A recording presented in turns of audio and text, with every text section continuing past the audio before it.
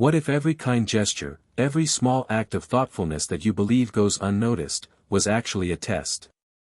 A test of character, of integrity, and of worth.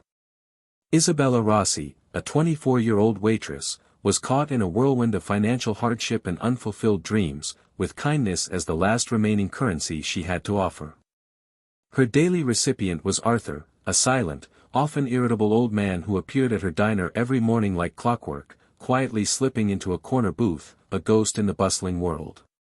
Each day, Isabella greeted him with a warm smile, a fresh cup of coffee, and a brief moment of her time, offering him something she thought he needed.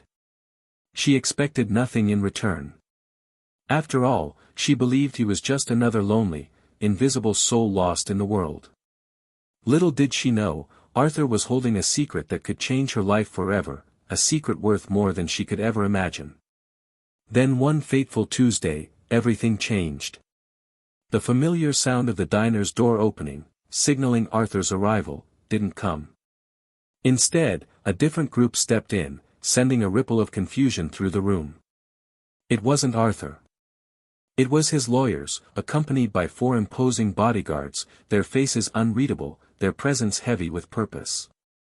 And, surprisingly, they weren't there for Arthur. They were there for Isabella.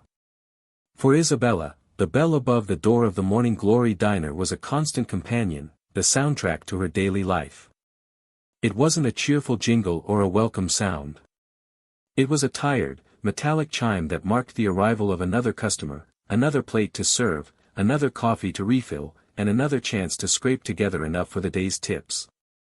The diner itself was a relic of a bygone era, worn vinyl booths the color of old mustard stains, a sticky linoleum floor that seemed permanently glued to the past, and an ever-present aroma of burnt coffee mixed with sizzling bacon. For Isabella, this diner was both a prison and a sanctuary, a place where her hopes and dreams quietly withered. For 3 long years, 6 days a week, from the early hours of 5:30 a.m. to the late afternoon, Isabella had performed her daily dance as a waitress. Her routine was one of repetition and grace born from necessity. She moved with ease between cramped aisles, balancing plates on her arm, expertly refilling coffee cups without spilling a drop, all while maintaining a smile that often felt as cracked as the chipped porcelain mug she washed by hand. Beneath the surface, however, her real passion, the art she once dreamed of pursuing, was relegated to the dust-covered canvases in her small apartment, gathering cobwebs just a few blocks away. The dream of art school had long since faded into the background, buried under a mountain of her mother's medical bills and the suffocating pressure of rent. Her regular customers came and went, a predictable cast of characters who offered the same routine day after day.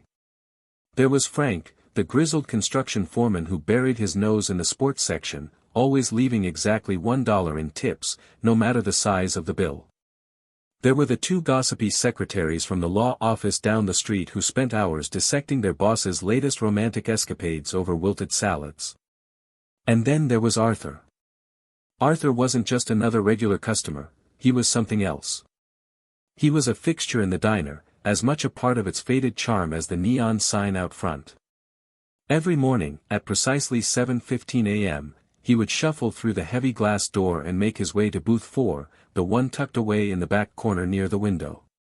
He never made eye contact with anyone, and his presence was as muted as his silence. Arthur's attire was always the same, a threadbare tweed coat, regardless of the season, worn-out trousers, and scuffed leather shoes. His face, a roadmap of wrinkles and years of untold stories, was a canvas of experiences, and his pale blue eyes seemed to look right through everything, as if nothing and no one truly mattered. He was a ghost, silent, distant, and somehow, profoundly present. The first time Arthur entered the diner, Bella's boss, a frazzled and perpetually stressed man named Sal, had warned her. "Don't bother with the old coot in booth 4, he said dismissively. "He doesn't talk. Just give him his black coffee and the daily special, whatever it is. He'll pay in exact change and leave." Brenda, the other waitress with the patience of a wasp, had sneered, "We should stick him at the counter, save the booth for someone who's actually alive." But Bella saw something more in Arthur's silence. She saw a deep, unspoken loneliness, a quiet dignity in his every move. It resonated with her, touched something deep inside her that the world didn't see. She couldn't ignore him. So, despite the advice to treat him as just another faceless customer, she decided to offer him more than just a coffee and a meal. The first time, she set the menu in front of him, greeting him warmly. "Good morning, sir. My name's Bella. Can I start you with some coffee?" Arthur merely grunted in response, not lifting his eyes from the table. Undeterred, Bella poured him a cup of coffee. When she brought him his plate of eggs and sausage, she noticed his hands trembling slightly as he reached for the salt. His knuckles were swollen, the effects of arthritis wearing him down. She didn't think twice. Gently, she picked up the knife and, without a word, began cutting his toast into manageable pieces. "Allow me," she said softly.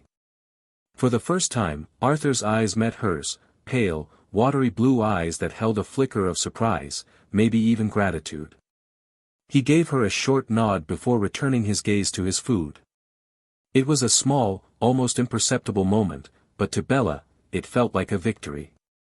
From that day on, their silent ritual became a quiet anchor in Bella's chaotic life. Every morning, she'd bring him his black coffee, the special of the day, and always, without fail, she'd cut his toast. She'd fill the silence with her words, sharing little snippets of her day, dreams, or musings. And though Arthur never spoke, she sensed that he was listening, that in his own way, he appreciated her presence. The teasing from her coworkers, calling Arthur her boyfriend, mocking her attempts to communicate with him, never bothered Bella. She didn't care. Those few minutes every morning, however fleeting, gave her something pure in a world that often felt devoid of kindness. She wasn't doing it for a tip. She wasn't doing it for praise. She was doing it because she saw in Arthur a human being, deserving of a little warmth, even if he couldn't or wouldn't ask for it. She didn't know, though, that all this time, her simple acts of kindness were being quietly observed by a mind far sharper than she could ever imagine. Then came that Tuesday. The air outside was thick with the promise of rain, the scent of fresh coffee and sizzling bacon mingling in the diner. Bella was already feeling the weight of the day, a late-night call from her mother's nursing home about escalating medical bills, the mounting anxiety over the unpaid rent, and the fatigue from running on just 4 hours of sleep. She tied her apron with practiced hands, forcing a smile onto her face as she prepared for another busy shift. 7:15 a.m. came and went. Booth 4 remained empty. This was unusual. Arthur was never late. Not once in all the months she had seen him had he failed to show up on time. By 7:30 a.m., a sliver of concern began to creep into her mind. Maybe he was sick. He was elderly, after all. She decided she would ask the regulars if anyone knew where he lived. But Arthur was an enigma. He lived in the shadows, a man without connections, and no one knew anything about him. At 8:05, the bell above the door rang again, but it wasn't Arthur. The entire diner fell silent.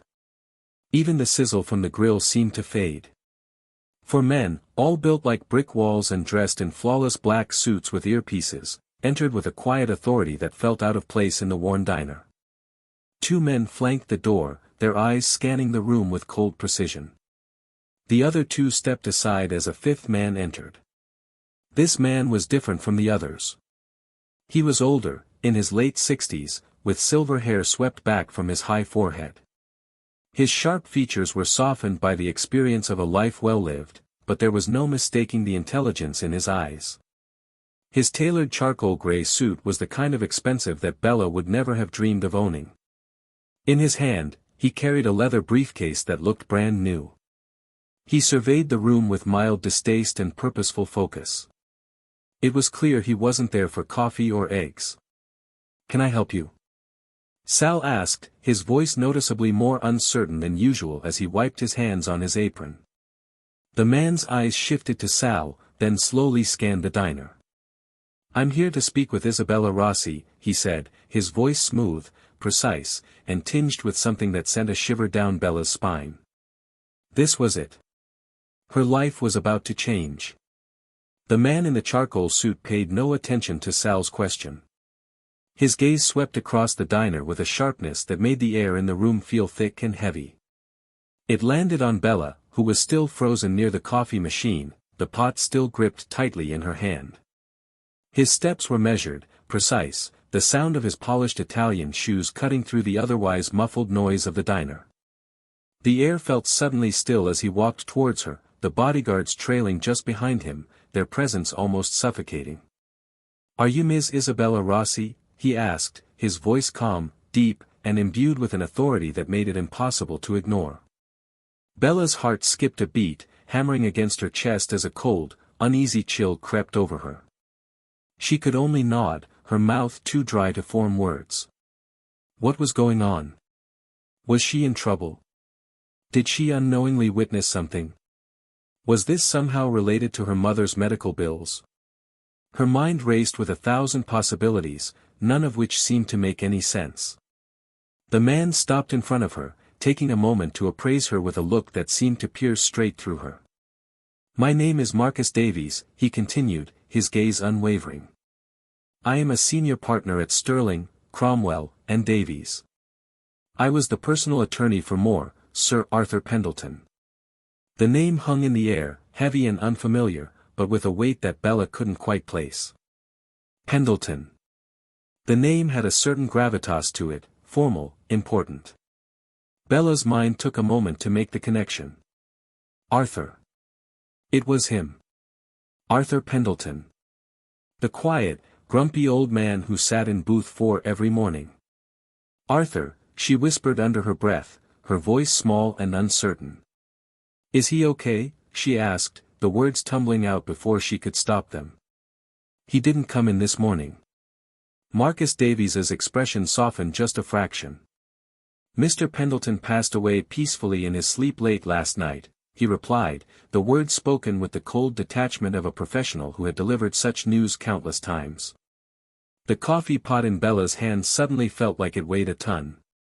A wave of unexpected grief washed over her. It was absurd. She barely knew him. He never spoke to her. They had shared no more than a few moments each day, yet in those silent rituals, he had become an odd, steady presence in her life. She didn't even know why she was grieving for him, but the emptiness left by his absence felt profound. Tears pricked at the back of her eyes, though she quickly blinked them away. "Oh," she said softly, barely able to make herself heard. I'm so sorry to hear that." The entire diner had fallen into a stunned silence. Brenda stood at the counter, her mouth agape. Frank lowered his newspaper, his usual disinterest replaced by confusion.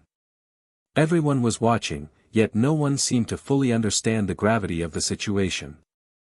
Marcus Davies gave a small, almost imperceptible nod, as if acknowledging a necessary formality. "Mr. Pendleton was a very specific man with very specific instructions," he continued, his voice unwavering. "His final will and testament contains a provision that requires your immediate presence." Bella's confusion deepened, her mind struggling to keep up with the rapidly unfolding events. "A will?" she echoed, her voice shaking with disbelief. "Me? I think you have the wrong person. I just serve him coffee every day." "There is no mistake, Ms. Rossi," Marcus said, his tone firm but not unkind. Mr. Pendleton was quite clear. "Your name is Isabella Rossi. You are a waitress at this establishment, and for the past year and a half, you have cut his toast into 4 equal squares every morning, without fail, without ever being asked." The specificity of the detail took Bella by surprise. It stunned her into silence. Not only had Arthur noticed, but he had also told his lawyer about it, something so small, so seemingly insignificant. And yet it had clearly mattered to him. Bella turned to Sal, who was still standing behind the counter, pale and bewildered. I don't know what this is," she murmured, the words tumbling out in a daze. "Go on, Bella," Sal grunted, shaking himself out of his stupor. "Go. Brenda, cover her tables." Brenda shot Bella a look of pure envy, but she didn't argue. Numbly, Bella untied her apron, her hands trembling, and placed it on the counter. She grabbed her worn satchel from the break room, then walked slowly toward the door, the weight of the moment settling over her like a thick fog. As they exited, the bodyguards formed a protective bubble around her, an invisible shield that made her feel even more out of place than she already did. The entire diner watched in stunned silence as she was escorted out, the cold air outside hitting her face like a slap. A sleek black town car was parked at the curb, its engine purring softly as one of the bodyguards opened the door for her. Bella slid into the plush leather seat, the comfort of the car contrasting sharply with the disorienting chaos of the morning. The leather smelled like expensive polish, the interior more luxurious than anything she had ever owned. As the car began to move, Bella glanced back at the Morning Glory diner. It looked so small under the gray sky, and she had an unsettling, electrifying feeling that she would never see it the same way again. The ritual she had shared with Arthur, the daily, silent exchange, was over. Something entirely new, and infinitely more complicated, was just beginning. The ride to the law office was a strange, surreal experience. The city passed by in a blur as Bella stared out of the tinted windows, her mind racing with confusion, her heart heavy with sadness for the man she never really knew but somehow felt connected to. The car, with its quiet luxury, was an oasis in contrast to the noise and chaos of her life. They arrived at the law firm, Sterling, Cromwell, and Davies, located in the penthouse of a towering skyscraper in the heart of the financial district. It was a world away from the humble confines of the Morning Glory diner. The building was a gleaming monument to wealth and power. Inside, the floors were made of polished marble, and the walls were made of glass, offering panoramic views of the city below. Bella felt completely out of place in her faded jeans and worn sneakers. She was a stray cat in a palace. She was led into a vast boardroom with a long, polished mahogany table that seemed to stretch on forever. At one end of the table sat two people who looked like they had stepped out of a different world entirely. The man, Caleb Pendleton, was in his late 20s, wearing a tight designer suit and a scowl that seemed permanently etched on his face. Beside him sat his mother, Diana Pendleton, her impeccable attire masking a cold, calculating demeanor. She drummed her fingers impatiently on the table, her gaze fixed on Bella with a mix of disdain and curiosity. Marcus Davies cleared his throat as he entered the room with Bella. "Ms. Diana Pendleton, Mr. Caleb Pendleton, this is Ms. Isabella Rossi." Caleb Pendleton's eyes swept over Bella with a single dismissive glance. "This is who we've been waiting for," he sneered, the words dripping with disdain. "A waitress? Grandfather's gone senile, after all." "Caleb, please," Diana chided, her voice as cold as her gaze. Though there was no real heat in her words, Bella could feel the weight of her disdain. Marcus Davies gestured to a chair far down the table from the Pendletons. "Ms. Rossi, please have a seat." The distance between them felt intentional, a chasm separating two worlds, one of wealth and privilege, the other of hard work and humility. Bella sat down, her hands clenched tightly in her lap. The bodyguard stood motionless against the far wall, adding to the oppressive atmosphere in the room. The tension was thick enough to slice through with a knife. "Now that all parties mentioned in the primary codicil are present, we can begin," Marcus announced, opening a thick, leather-bound document. He put on a pair of reading glasses and began to read in his usual dry, emotionless monotone. Bella could barely comprehend the legal jargon as it flew over her head: trusts, charitable endowments, bequests to foundations she had never heard of. Then Marcus paused, looking directly at Diana and Caleb. "To my daughter-in-law, Diana Pendleton, and my grandson, Caleb Pendleton, I leave the contents of the Pendleton Family Trust as contractually obligated by pre-existing family arrangements. This amounts to a principal sum of $10 million each." Caleb's face twisted in disgust. $10 million? That's it? That's an insult. The company is worth billions. Your grandfather liquidated the majority of his personal assets over the last 2 years, Marcus said, his voice calm and steady. What he does with his personal fortune is and was his own prerogative, he continued, his gaze unwavering. He owed it to us. We're his family. Diana's polite mask cracked. This is absurd, she muttered under her breath. But Marcus ignored them and continued reading. All remaining personal effects, properties, and the controlling interest in the Pendleton Global Holding Company are to be dealt with as follows. Bella held her breath, her heart pounding. What could Arthur have left for her? Maybe a small token, a few $100s as a final gesture of gratitude for the quiet, daily kindness she had shown him. But then, Marcus looked over his glasses directly at Bella, his voice ringing clear in the silence of the room. And now, we come to the final provision. Marcus Davies's voice reverberated through the heavy silence in the room as he continued reading from the will, his words falling like a weight upon the stunned audience.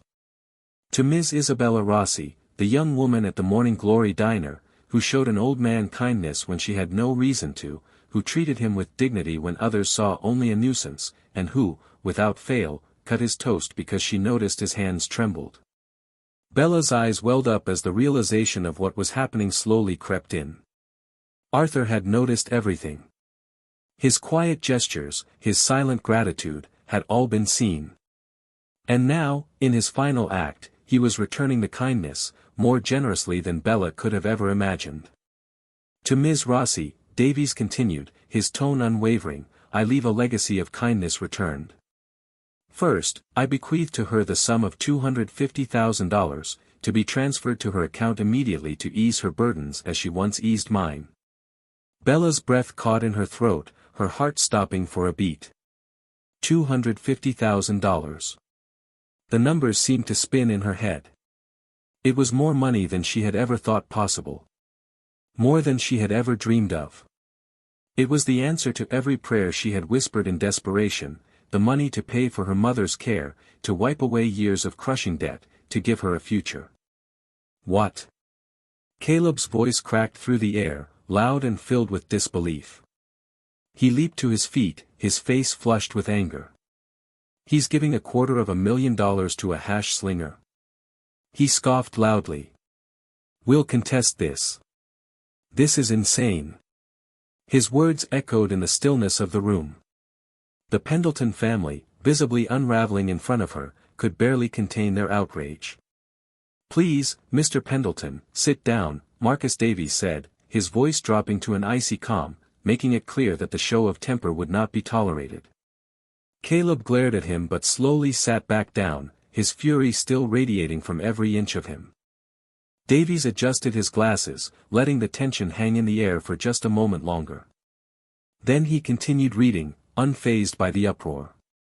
And finally, he said, his voice steady, because it was the last place on earth where I felt seen, not as a source of wealth, but as a human being, I leave her the one thing that brought me a small measure of peace in my final years.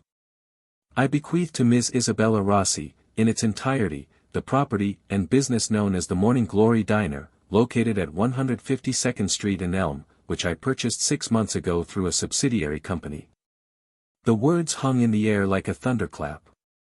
The silence that followed was almost tangible, suffocating, as if the very room had collectively held its breath.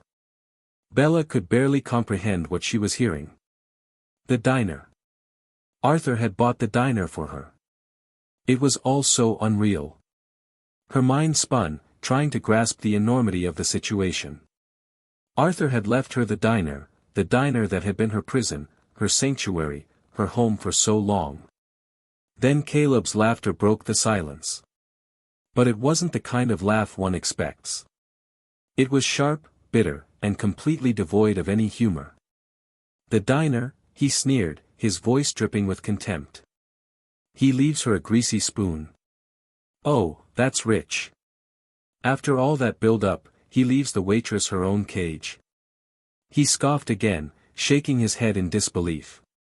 Grandfather really did have a twisted sense of humor. But Marcus Davies was unshaken. His expression remained stoic as he closed the will, removed his glasses, and looked directly at Bella. His eyes were hard to read, but there was something there, pity, respect, maybe even a trace of sympathy. "There is one more thing, Ms. Rossi," he said, his voice low. Bella's stomach dropped, unsure what more could be coming. "Included with the diner," Davies continued, "is the small investment portfolio Mr. Pendleton attached to the business to ensure its long-term viability and provide for capital improvements." He paused, then delivered the bombshell. "It is currently valued at approximately $5 million. The laughter died in Caleb's throat. His face drained of color, turning from an angry red to a sickly pale white. Diana, too, had gone pale, her perfectly manicured hand flying to her mouth in shock. Bella's mind went blank. $5 million. The diner. It wasn't a cage, it was a kingdom. Arthur had not just been wealthy, he had been a titan. The Pendleton Global Empire, the corporation that ruled industries, was a facade for the quiet old man who had sat in a booth every morning and asked for nothing more than a little toast. Bella realized, in a dizzying rush, that Arthur Pendleton wasn't just the man she served coffee to. He was a corporate giant, hidden in plain sight, who had lived under the radar, keeping his identity and wealth a secret from all but those closest to him. And now, Bella, a struggling art student slinging hash in a greasy diner, was the inheritor of his empire, his diner, and a legacy worth millions. But as Caleb Pendleton's eyes burned with fury, Bella felt a deep, gnawing sense of foreboding. She had just stepped into a world that would never let her walk away unscathed. The look in Caleb's eyes was a promise of danger, a threat of what was to come. The bodyguards escorted her from the law office, their presence like an impenetrable shield against the violent storm of Caleb's rage. He followed them down the hallway, shouting insults that cut through the air like knives.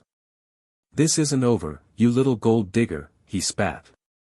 "I'll have my lawyers crawl over every inch of this. You won't see a dime." Bella didn't respond.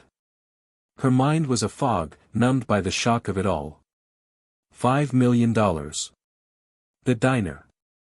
The weight of her new reality was settling in slowly, and the magnitude of it left her feeling small, fragile, like she was about to be crushed under the weight of a world she wasn't ready for. When they reached the car, Mr. Davies handed her a thick folder filled with documents and a business card. "A financial advisor will contact you tomorrow, Ms. Rossi," he said, his voice steady, but with an underlying urgency. "Do not speak to anyone, especially the Pendletons. If they contact you, you call me immediately." Arthur M. Pendleton anticipated their reaction. Bella felt like she was stepping out of one world and into another, but it didn't feel like a transition, it felt like a sudden rupture. The car ride back to her rundown apartment building was like a dream, an out-of-body experience.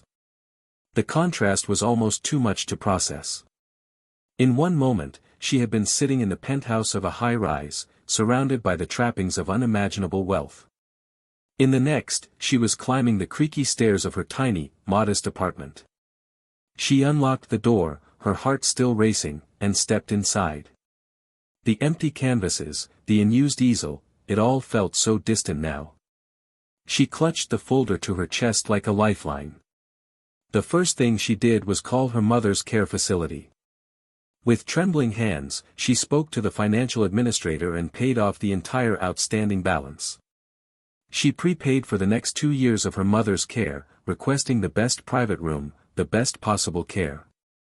The relief that washed over her was so immense that it left her breathless.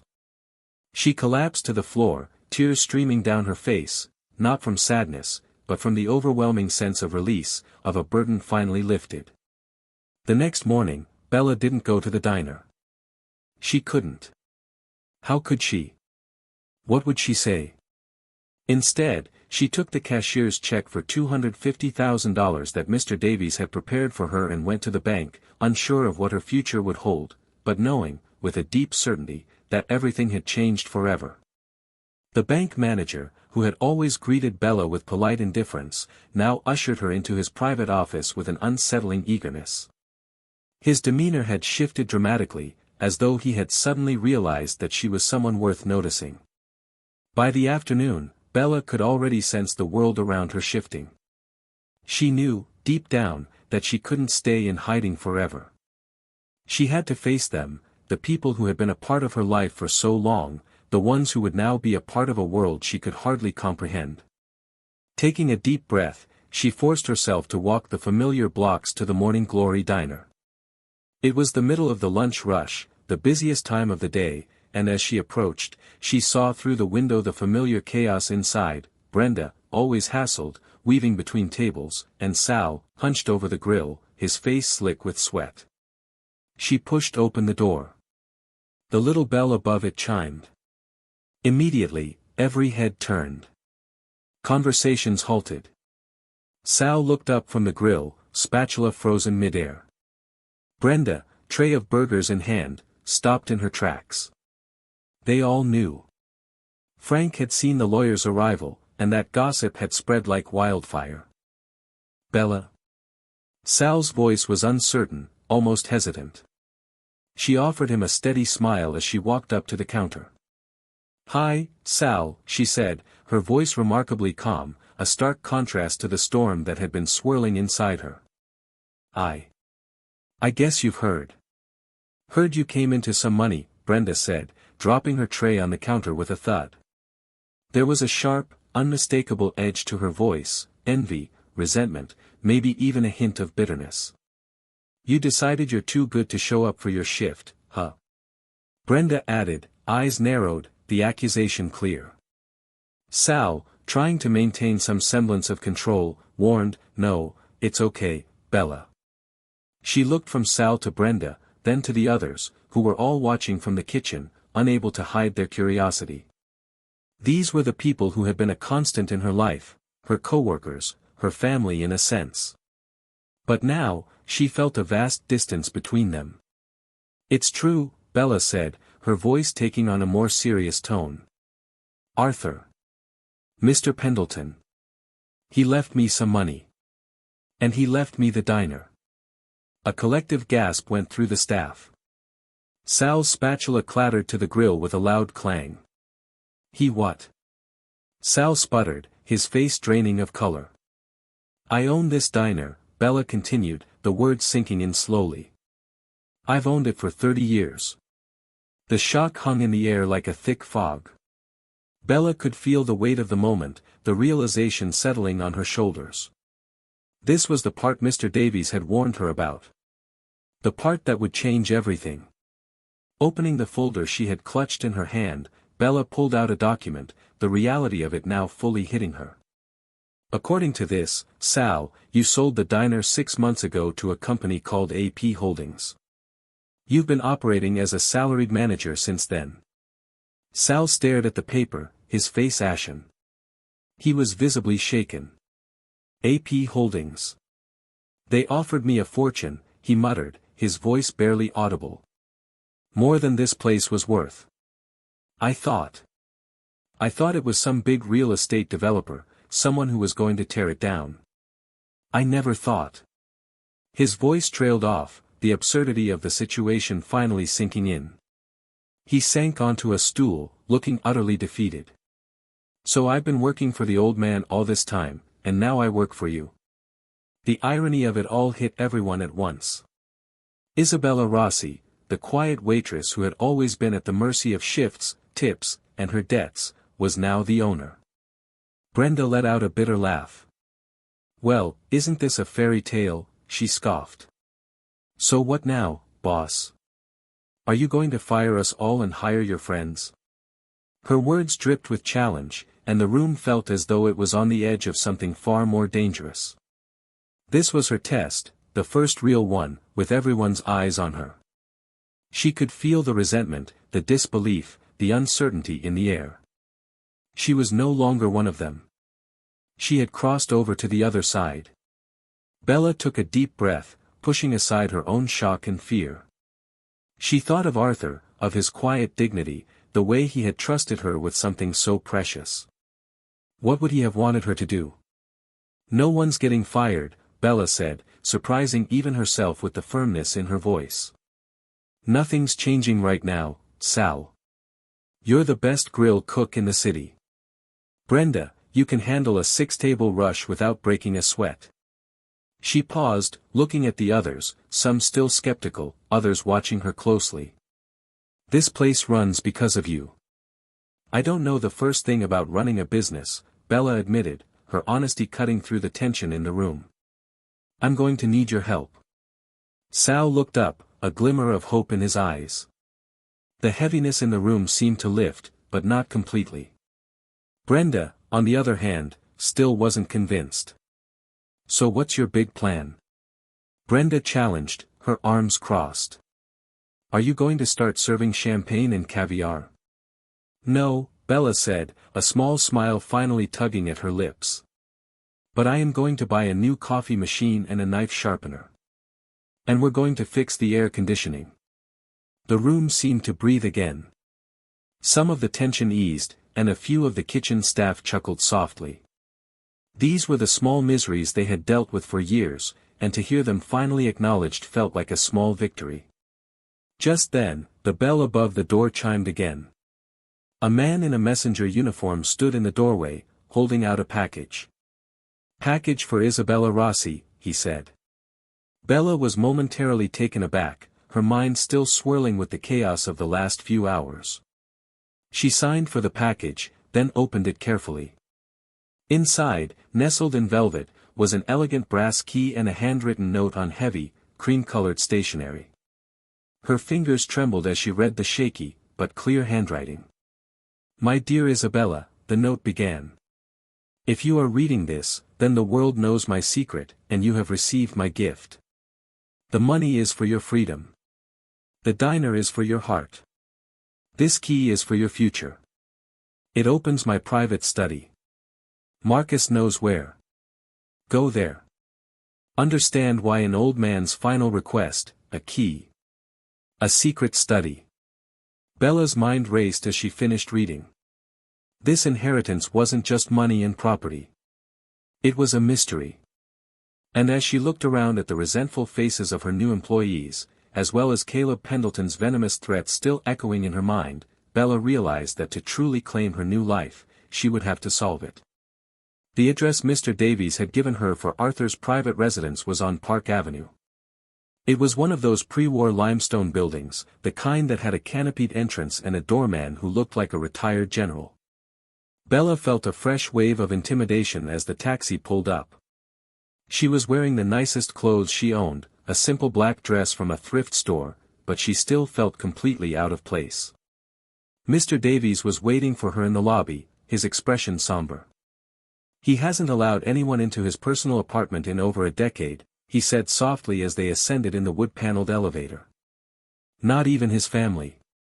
He conducted all his business from his corporate headquarters. This is his sanctuary.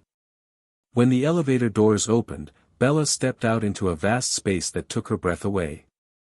The apartment was grand, but it wasn't just the scale of it or the breathtaking view of Central Park that stunned her. It was the art. The walls were covered with masterpieces. A Monet hung above the fireplace, the water lilies shimmering in the light. A Degas sculpture of a dancer stood proudly on a pedestal. A self-portrait by Van Gogh stared from a side wall. This collection is priceless, Davies whispered softly, observing her reaction. This is what Caleb was truly after. The apartment, while immaculate, felt hauntingly lonely.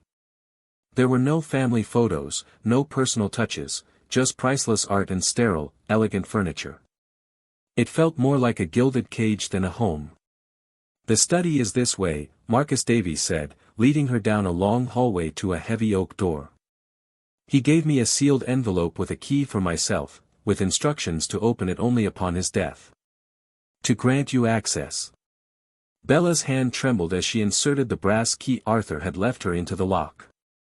The door creaked open, and with it, Bella's future awaited. It was the sound of the key turning in the lock that broke the silence. With a satisfying click, the door opened, and Bella stepped inside. The study was a stark contrast to the rest of the apartment, warm, inviting, and lived in, unlike the sterile luxury she had seen elsewhere. The scent of old paper and pipe tobacco lingered in the air, as if time itself had slowed in this room. It felt like stepping into a personal sanctuary, a world where Arthur Pendleton had built his real legacy. The walls were lined with bookshelves crammed with volumes from classic literature to modern physics, a nod to the man's intellectual depth. A large, worn leather armchair sat beside a crackling fireplace, the flames dancing in the hearth. But what truly dominated the room was the massive cork board behind the desk. It stretched from floor to ceiling, a dizzying web of photographs, stock charts, legal documents, and handwritten notes, all connected by colored strings. It was a strategist's map, an intricate web that represented the mind of a man who had built and commanded an empire. This was the Real Arthur Pendleton, far removed from the quiet, grumpy figure who had sat in the diner every morning. Bella felt a rush of realization. This was a man who had played a game much bigger than she could have ever imagined. At the very center of this labyrinth was something that didn't belong, a small, slightly blurry photograph. Bella stepped closer to examine it. It was a picture of a woman, laughing, sitting on a checkered blanket in a park. Her eyes were kind, her smile warm and genuine. Bella's heart skipped a beat. This was someone Arthur had loved deeply. Next to the photo was another one of the same woman, this time standing proudly in front of a small, charming storefront. The sign above the door read Eleanor's Eats. Bella's breath caught in her chest as she connected the dots. The woman in the photographs was Eleanor Pendleton, Arthur's wife. Her story unfolded before Bella's eyes. The yellowed newspaper clippings on the cork board told a tragic tale, promising restaurateur Eleanor Pendleton dies in car accident. Corporate raider Harrison Vance acquires bankrupt restaurant chain. Pendleton Global announces hostile takeover of Vance Industries. Arthur's story was one of profound loss and revenge. Eleanor had been a restaurateur, someone who valued creating spaces for people to gather and share meals. When she died, the vultures had swooped in, and one of them, Harrison Vance, had seized her dream. But Arthur, the man she had loved, had fought back, crushing Vance and taking control of the empire that had been her dream. Bella's eyes shifted to a different section of the board, one dedicated to Caleb. There were pictures of him on yachts, in nightclubs, surrounded by models. There were financial reports showing massive losses from a tech startup he'd founded using his grandfather's money. One section showed checks Arthur had written to cover Caleb's gambling debts. A note written in Arthur's shaky hand read, "He has her name but none of her heart." Then Bella's gaze was drawn to a small, empty space on the board. It was recent, a small, candid photograph of Bella herself, taken from a distance outside the Morning Glory diner. She was smiling at something on her phone, oblivious to the world around her. Pinned beside it was a small handwritten note. "She has her heart." Tears blurred Bella's vision as the weight of it all hit her. It had never been about the toast. Not really. Arthur wasn't testing her kindness. He wasn't trying to see if she would be generous or selfless. He had been looking for a reflection of the woman he had lost, Eleanor. Arthur had been searching for someone with a good heart, someone who understood the value of warmth and dignity, the kind of warmth that a simple diner could provide. The Morning Glory wasn't just any diner to him. It was a reminder of Eleanor's dream, the legacy she had created. And by leaving it to Bella, Arthur hadn't just been giving her a business. He had entrusted her with the preservation of Eleanor's memory. Suddenly, Bella's grief was replaced by a new determination. This wasn't just about money. It was about honoring Arthur's faith in her, his belief that she could carry the torch of something far more important than any sum of money. She walked over to the desk, her mind reeling. There, on the polished surface, was a single sealed envelope with her name written on it. She tore it open, her hands trembling. Inside was a letter and a stock certificate for a single share of Pendleton Global. The letter read, "Isabella. Knowledge is power. This single share gives you the legal right to attend the annual shareholder meeting next month. Caleb will be there. He will try to seize control of the board. He thinks you are a nobody. Prove him wrong. Everything you need is in this room. Your friend, Arthur." Bella's heart raced as she looked around the study. This wasn't just a legacy, it was an arsenal, a carefully crafted plan for her to take on Caleb and defend the empire Arthur had built, the one Caleb intended to destroy. The next weeks passed in a blur as Bella transformed from a waitress to the owner of the diner, to someone far more than she had ever imagined she could be. Her days were spent managing the diner, and her nights were consumed by the study of power in Arthur's private office. With Mr. Davies' help, Bella began to learn about the complexities of the business world. She started to understand profit margins, supply chains, and payroll. The $5 million portfolio wasn't just a lump sum, it was a carefully managed fund designed to keep the diner running and thriving, giving her the resources to make meaningful changes. She gave everyone a raise, starting with Sal and Brenda. Brenda, who had once been her harshest critic, was the most resistant to the changes, but Bella was determined. The turning point came one hot summer afternoon when the diner's ancient air conditioning system finally gave out. The kitchen turned into an inferno. "That's it. I quit," Brenda announced, tossing her apron aside. "I'm not working in a sauna." In the past, Bella might have pleaded with her. But now, the new Bella nodded. "You're right," she said calmly. "It's unacceptable." She picked up the phone and within hours, a team of technicians arrived to install a brand new, top-of-the-line air conditioning system. She paid for the emergency installation without hesitation, and the next day, the diner was cool and comfortable. Brenda returned to work without a word, but as she started calling Bella "boss," there was a new, begrudging respect in her voice. Bella's nights were spent in Arthur's study, unraveling the web of power and revenge. She learned about shell corporations, leveraged buyouts, and proxy battles. Arthur had armed her with everything she needed. The war with Caleb Pendleton was only just beginning. And Bella, the unlikeliest of soldiers, was ready to fight for the empire that Arthur had left behind. Bella took a deep breath, steadying herself as she began to speak into the microphone, the words coming more naturally than she could have expected. As she spoke, her eyes never strayed to Caleb. She kept her focus squarely on the board members, the analysts, the shareholders, those who held the real power in this room. "My name is Isabella Rossi. I am a shareholder in Pendleton Global, a legacy left to me by Arthur Pendleton." She paused for a moment, letting her words sink in. Not the legacy of billion-dollar deals and corporate takeovers, but the legacy of his final years, a legacy rooted in kindness, dignity, and heart. A murmur rippled through the room, some faces frowning in confusion, others looking at each other in disbelief. Caleb's smirk faltered slightly, but he quickly regained his composure. "I didn't come here today to speak of stock prices or market shares," Bella continued, her voice gaining strength. "I came here because Arthur Pendleton, a man who could have been anything in this world, chose to use his fortune to create something more meaningful. He believed in a place where people could find comfort, community, and warmth. He saw value not in cold, hard numbers, but in human connections. The Morning Glory Diner wasn't just a business to him, it was the last piece of his heart. And I intend to honor that." She let the weight of her words settle in the room before going on. Arthur's last wishes were not about consolidating power or accumulating more wealth. They were about passing on something more enduring, a piece of his soul. "He saw in me something worth saving, not just in business terms, but as a human being. And that's what he wanted for Pendleton Global, a legacy of humanity, not corporate warfare." Bella's hands were no longer trembling.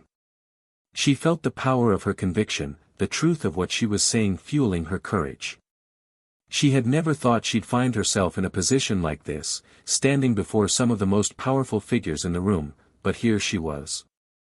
And she knew, without a doubt, that she was speaking for something greater than herself. "Arthur left me one share in this company," she continued, her voice calm yet unwavering. "But that single share carries more weight than $100 million investments. It carries the right to speak for what truly matters in this world: integrity, compassion, and the value of human connection. That is the heart of Pendleton Global." She glanced at the board members, her gaze unwavering. I ask you today not to consider me as the new owner of a diner or the inheritor of Arthur Pendleton's wealth. Consider me as a steward of his vision. This is a legacy of heart, not one of profit margins. Caleb, still standing, tried to interject, but Bella silenced him with a simple gesture, a raised hand, a signal of respect and authority. Her focus remained on the room, on the shareholders who were now leaning in, clearly riveted by her words. I know what my presence here may seem like to some of you. I am not the heir you expected. I didn't grow up with a silver spoon in my mouth, nor was I groomed for corporate battles. But I do know one thing, true leadership comes from understanding the people you serve. And that is what Arthur Pendleton understood best. She paused for effect, allowing the silence to stretch. I am not here to tear down the empire Arthur built, she said, her voice steady and clear. I am here to rebuild it, on the foundation of compassion, community, and shared values. We can make Pendleton Global a name that stands for more than just profit. We can make it a name that stands for something people believe in. As she finished, Bella stood tall, waiting for the next move. Her words had landed, and she could feel the shift in the room. Some faces still showed skepticism, others seemed to soften, their resolve wavering. But the biggest impact was on Caleb. His smugness had dissolved into a tight, furious frown. His confidence had faltered, just for a moment, but that moment was enough. The chairman of the board cleared his throat, and the room fell into tense silence. Thank you, Ms. Rossi, he said, his voice clipped but with a hint of respect. We will now move to the vote. Bella could feel Caleb's eyes boring into her, his hatred palpable. But she didn't flinch. She knew that this was just the beginning. The vote was called, and the room went quiet as the board members made their choices. It was clear that Caleb had the majority of the board in his corner, but Bella's words had made an impact. There were a few hands that didn't go up in support of Caleb. A few quiet voices that began to question whether his ego-driven takeover was the right move for the future of Pendleton Global. When the votes were tallied, it was a narrow defeat for Caleb. His motion to oust the current CEO had failed. His face twisted in rage, but there was no denying that the tide had turned. Bella didn't let herself smile, but inside, she felt a fierce sense of triumph. She had won. Not just the battle in the boardroom, but a battle for the soul of Pendleton Global. Later that evening, as she walked back through the lobby of the Pendleton Global Tower, she could feel the weight of the day lifting off her shoulders.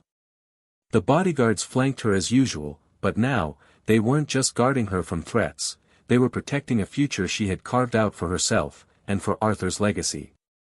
In the weeks that followed, Bella worked tirelessly to continue Arthur's vision. The diner became a place of gathering, a community hub where people felt seen and heard. She began to implement the changes she had promised, reinvesting in the business, creating more opportunities for the staff, and building a company that valued its employees as much as its bottom line. Her nights were spent in Arthur's study, learning about the intricacies of the corporate world, preparing for the inevitable next steps. She knew that the fight was far from over. Caleb would not give up easily. But Bella was ready. She had become more than just a waitress. She had become a leader, a protector of a legacy, and, most importantly, a woman who had found her own voice. The battle for Pendleton Global was far from over. But with every step Bella took, she knew she was one step closer to winning it. Bella didn't try to embellish her words. She spoke simply, honestly, and from the heart about the Morning Glory diner, about the quiet old man in booth 4, and about cutting his toast because his hands trembled. The room, which had initially been dismissive of her presence, grew quiet, now listening intently. The story she told was unassuming, but it carried a weight that even the most seasoned board members couldn't ignore. You see, she began, turning to address the board, in his final years, Arthur Pendleton wasn't interested in acquiring more companies. He wasn't driven by the desire for more wealth or prestige. He was interested in one thing, character. She paused, allowing the words to sink in. He spent his days in a simple diner, watching people, not seeking out the next great CEO or business magnate. He was looking for something deeper. He was looking for simple, honest decency. Bella then turned her attention to Caleb. He had been lounging confidently just moments ago, but now his smugness had faded, replaced with a guarded, defensive posture. She could see him bracing for the confrontation he was sure was coming. Caleb Pendleton talks about a bold new vision for the company, Bella continued, her voice calm and composed. Arthur Pendleton's private records, which he left in my care, show Caleb's vision quite clearly. She nodded to Mr. Davies, who stood and placed a file in front of the chairman. Copies for the board, he said grimly. Bella took a breath and carried on. A vision that led to a $30 million loss on a failed tech venture. A vision that required his grandfather to pay off over $2 million in personal gambling debts. She let those words hang in the air for a moment. A vision of such recklessness, Bella said, that Arthur Pendleton, in his own handwriting, wrote, "My grandson has the ambition of a king, but the judgment of a fool." He didn't leave his empire to Caleb out of spite, but out of a fiduciary duty to protect it from the one person he knew would destroy it. A gasp echoed through the room. Caleb's face turned a blotchy, furious red. "These are lies. Slander," he spat, trying to dismiss Bella's words, but the damage had already been done. "Are they?" Bella challenged, her gaze unwavering as she addressed the room. "The documentation is all there." Arthur Pendleton saw that the heart of this company wasn't its stock price, but its integrity. An idea his grandson has never understood. She then laid out her final argument. "But I'm not here to ask you to believe me or to simply reject Caleb's vision. I'm here to honor Arthur's true final vision." She let that idea settle in the room before continuing. He didn't want another king on the throne. He wanted stewardship. Bella shifted her gaze directly to George Riley, the beleaguered CEO, who had remained silent until now. He left notes praising Mr. Riley's caution, his stability, his loyalty. He believed in him. But he also knew that the company needed a soul. Turning back to the board, she presented her proposal. "Therefore, as a shareholder, I propose an amendment to the company's charter, the creation of the Pendleton Legacy Foundation, to be funded by 10% of the company's annual profits, dedicated to supporting small businesses and funding educational scholarships. And I nominate myself, Isabella Rossi, owner of the Morning Glory Diner and Arthur Pendleton's chosen heir, to lead it." The room was stunned into silence. Bella's move was masterful. She wasn't asking for power over the company. Instead, she was positioning herself as the moral authority, aligning Arthur's personal legacy with the future of Pendleton Global. She had bypassed Caleb's aggressive tactics with a story that transcended corporate games, a story of character, integrity, and honor. The room remained still for a long moment. Then, one of the oldest board members, a man who had known Arthur for over 50 years, began to clap. His hands met together slowly at first, but as he continued, the others joined in, one by one, until the entire room was applauding. It wasn't just a polite gesture. This was genuine respect, earned by Bella's courage and the strength of her conviction. Caleb stood frozen, his face a mask of disbelief, his mouth slightly agape. He had been defeated, not by a corporate raider, but by a waitress with a story that made him look small, petty, and out of touch. The vote was a formality after that. Caleb's motion to oust the CEO was crushed under the weight of Bella's proposal. Her vision for the company, one that honored Arthur's legacy and his values, was accepted unanimously by the board. In the months that followed, the Morning Glory Diner underwent a transformation. It was renovated, becoming cleaner, brighter, and more modern, with a state-of-the-art kitchen. Yet, the worn mustard-colored vinyl in Booth 4 remained, preserved under a layer of protective plastic, a testament to the diner's history. Above it, a small, tasteful brass plaque was affixed to the wall. It read, "Arthur's Corner." Bella split her time between running the diner, with Sal as her highly paid manager and Brenda as her surprisingly loyal head of staff, and managing the Pendleton Legacy Foundation, which was already changing lives.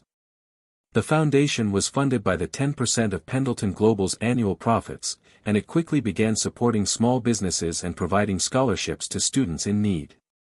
For the first time in years, Bella also found time to paint again.